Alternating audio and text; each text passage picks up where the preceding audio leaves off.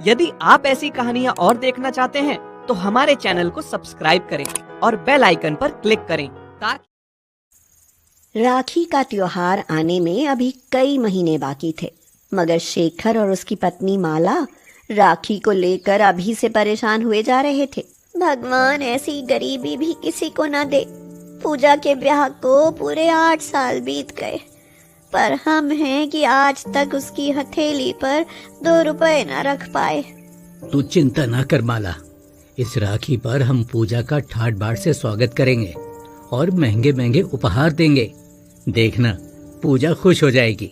मैं भी यही चाहती हूँ, पर इसके लिए हमें बहुत सारे पैसे भी तो जोड़ने होंगे शेखर। बहुत सारे पैसे जोड़ने हैं, तभी तो दिन रात मजदूरी करने में लगा हूँ। भगवान ने चाहा तो इतने पैसे जोड़ ही लूंगा कि तेरी अमीर ननद का अमीरों की तरह स्वागत सत्कार कर सकूं। शेखर खुद एक गरीब मजदूर था, मगर उसकी बहन पूजा बहुत ही अमीर घर में ब्याही थी।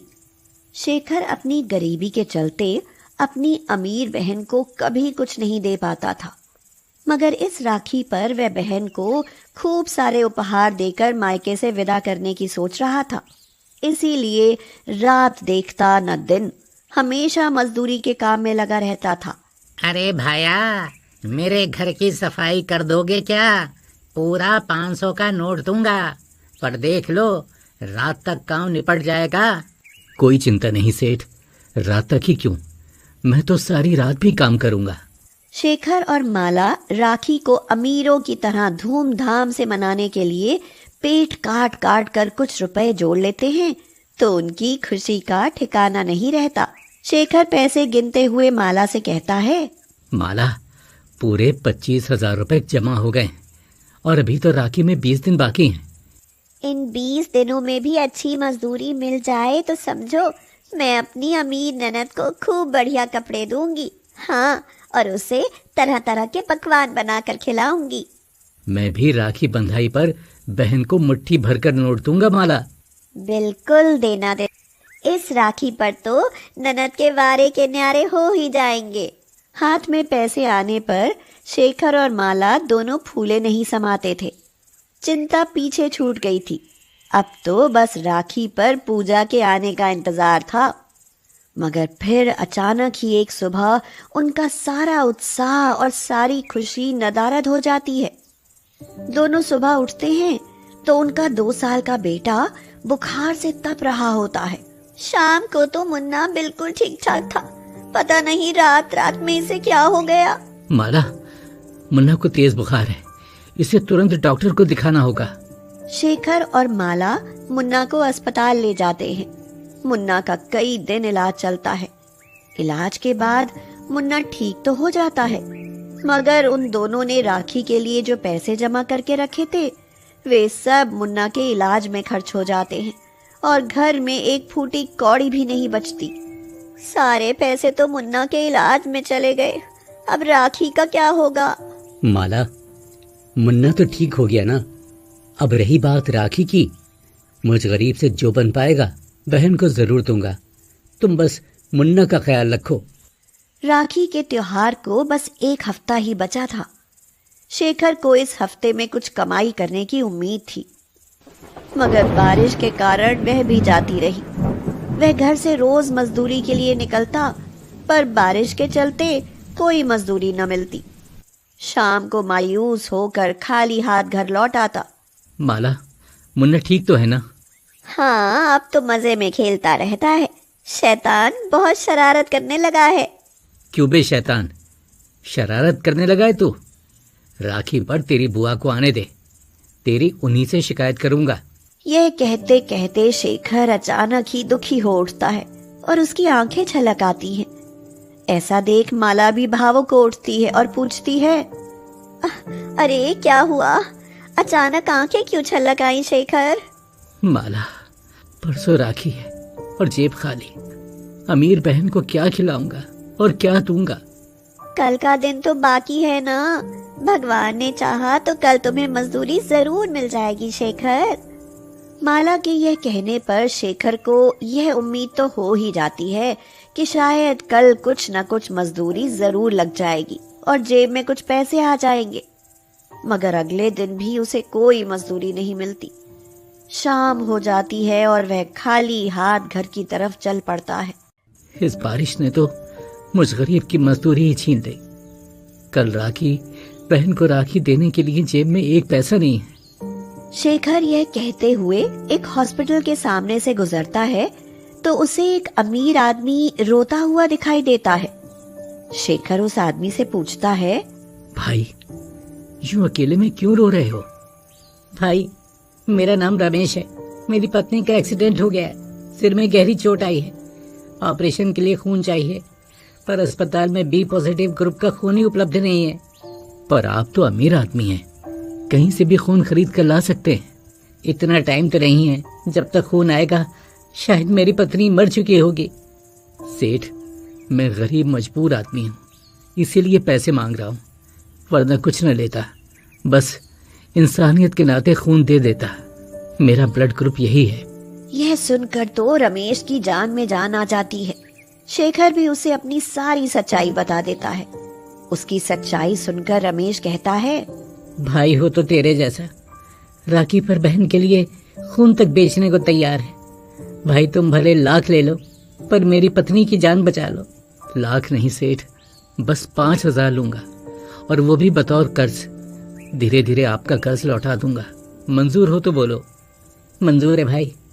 धन्य है वो बहन जिसके तुम भाई हो। शेखर तुरंत रमेश के साथ जाकर खून दे देता है और रमेश से 5,000 लेकर घर आ जाता है।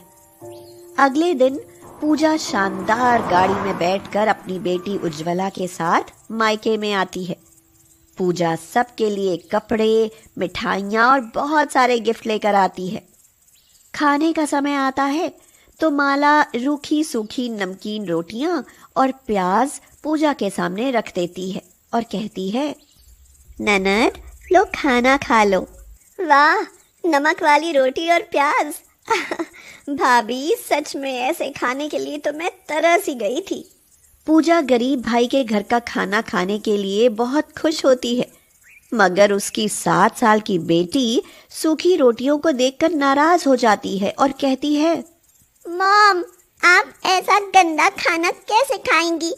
मैं तो ये खाना बिल्कुल भी नहीं खाऊंगी। ऐसा नहीं बोलते बेटा, जब मैं तेरी उम्र की थी ना, तब यही खाना खाकर मस्त रहती थी। खा कर तो देख, तू भी मस्त हो जाएगी। नो नो मॉम, मैं ये खाना बिल्कुल नहीं खाऊंगी। यह सुनकर माला कहती है, खा ले बेटी, गरीब मामा के घर में यही सब पिज्जा बर्गर है। उज्ज्वला बेटी, क्या तू नहीं जानना चाहती कि तेरी माँ ने बचपन में कैसा खाना खाया? जानना चाहती हूँ मॉम। तो फिर मेरे साथ खाना खाकर देखना। पूजा के ये कहने पर उज्ज्वला वह खाना खा तो लेती है, मगर उसे जरा भी टेस्ट नहीं आता। वह नाराज ही रहती है। अगले दिन पूजा शेखर को राखी बांधती है और शेखर पूजा की थाली में पूरे 5,000 रुपए रखता है तो पूजा सहित माला भी हैरान रह जाती है। भैया, इतने रुपए? ये तो कुछ भी नहीं है। अगली राखी पर तुझे इससे भी ज्यादा रुपए दूंगा मेरी बहन। शेखर यह कह ही रहा होता है कि तभी पूजा के पति अविनाश का फोन आ जाता है और वह कहता है, पूजा, जल्दी से घर लौट आओ। मेरी बहन आशा अस्पताल में है, पर अब ठीक है। किसी गरीब बहन के भाई ने अपना खून देकर उसकी जान बचा ली है। यह सुनते ही पूजा सहित शेखर और माला सभी तुरंत अस्पताल जाते हैं और रमेश शेखर को देखते ही कहता है, अविनाश, यही वो आदमी है जिसके खून देने से आज तेरी बहन जिंदा है।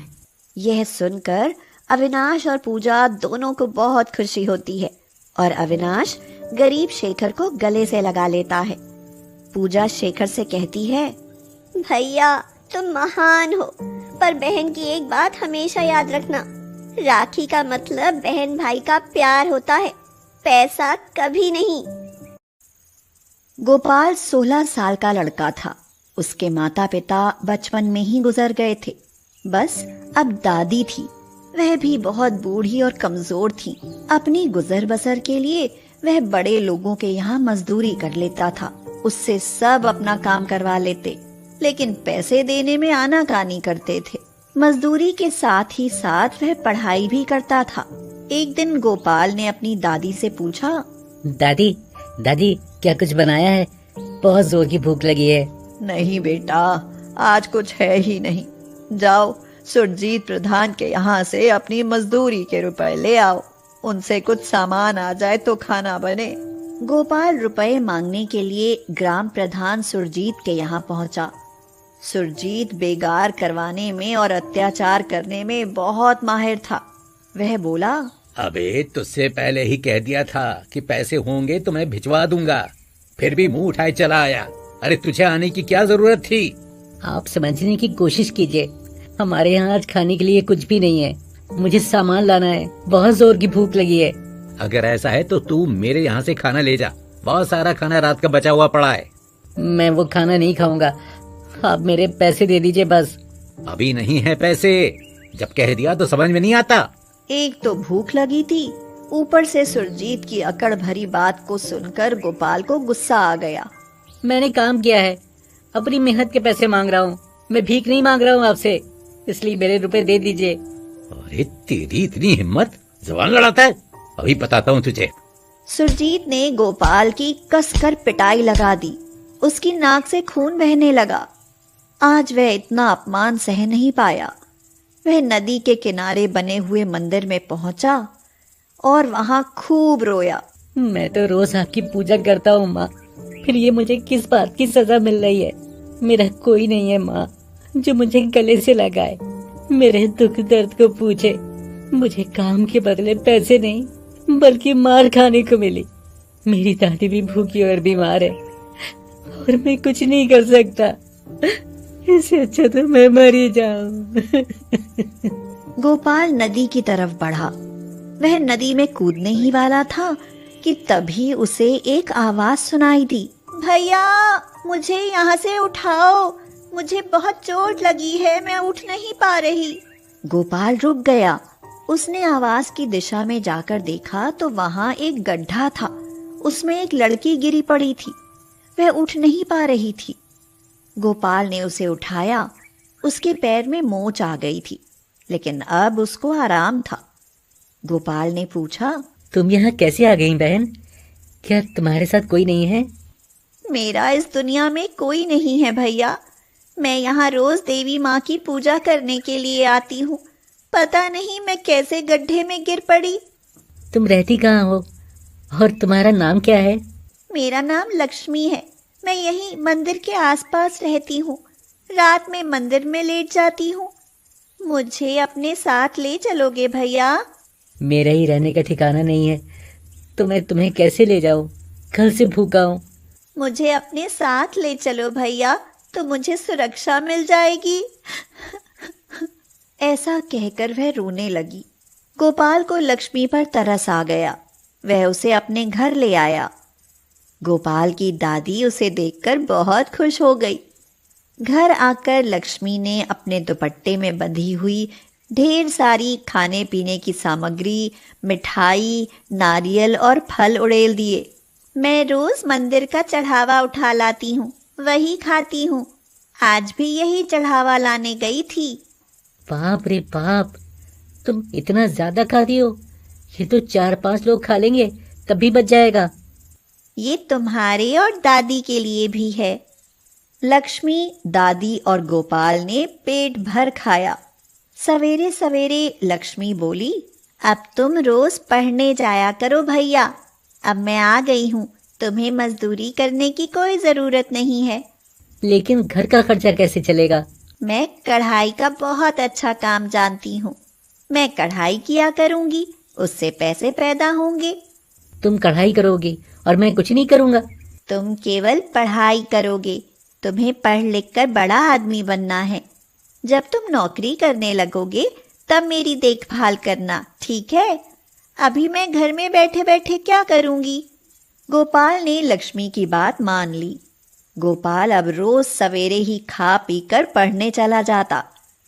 लक्ष्मी ने कढ़ाई का काम शुरू कर दिया। इतनी अच्छी अच्छी डिजाइन और कढ़ाई अभी तक किसी ने नहीं देखी थी। पूरे इलाके में लक्ष्मी की सुंदरता और कढ़ाई की चर्चा होने लगी। उसकी कढ़ाई के ऑर्डर आने लगे। भैया अब इतना काम बढ़ गया है कि अब और भी लोग रखने पड़ेंगे। अब गांव की सारी लड़कियां उससे कढ़ाई सीखने आने लगी और पैसे देकर कढ़ाई भी करवाने लगी। लक्ष्मी के पास कढ़ाई सीखने के लिए जो लोग आते थे, उन्होंने गांव में कहना शुरू किया कि इतनी सुंदर लड़की तो उन्होंने आज तक नहीं देखी। उसकी इतनी ज्यादा तारीफ और चर्चा सुनकर गांव का प्रधान सुरजीत खुद अपने चमचों के साथ वहां आ गया और कहने लगा, ए गोपाला, अरे ये छोकरी तू कहाँ से ले आया? ये तो कतई पटाखा है, पटाखा। ऐसी सुंदर फुलझड़ी से तो मैं शादी कर दूंगा। तेरी भी चांदी हो जाएगी। फिर तेरी 5 उंगलियां घी में और सिर कढ़ाई में होगा। ए छोरी, चल उठ, चल मेरे साथ। सुरजीत की बदतमीजी से भरी बात सुनकर गोपाल को बहुत गुस्सा आया। वो मेरी बहन है, आप उसे जबरदस्ती कैसे ले जा सकते हैं?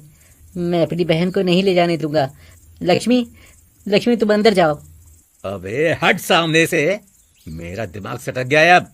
पिछली मार भूल गया क्या? सुरजीत ने गोपाल को जोरदार धक्का दिया और उसे मारने के लिए जैसे ही हाथ उठाया कि उसका हाथ लक्ष्मी ने पकड़ लिया और बोली, दुष्ट, पापी, चंडाल, कमजोर को सताने में बहुत मजा आता है ना? इसी हाथ से तूने गोपाल भैया को मारा था। ले, अब तू किसी को मारने के काबिल ही नहीं रहेगा। लक्ष्मी ने सुरजीत की बाह को जोर से ऐंठा। वह दर्द से बुरी तरह छटपटाने लगा। उसने अपने को छुड़ाने में पूरा जोर लगा दिया, तब भी अपने आप को नहीं छुड़ा पाया। उसकी बाह टूट गई। सुरजीत को साक्षात काली के दर्शन हो रहे थे। वह लक्ष्मी के पैरों में लिपटकर माफी मांगने लगा। वहां मौजूद लोगों की आंखें हैरत से फैल गईं। लक्ष्मी का प्रचंड रूप देखकर सब डर से थर-थर कांपने लगे। धीरे धीरे लक्ष्मी का गुस्सा शांत हो गया। सुरजीत अपने चमचों के साथ दुम दबाकर भाग गया। उस दिन के बाद से किसी की हिम्मत नहीं हुई कि लक्ष्मी के सामने आंख उठाकर भी देखे। धीरे धीरे समय गुजरता रहा। गोपाल मन लगाकर पढ़ रहा था। हर साल वह अच्छे नंबरों से परीक्षा पास करता गया।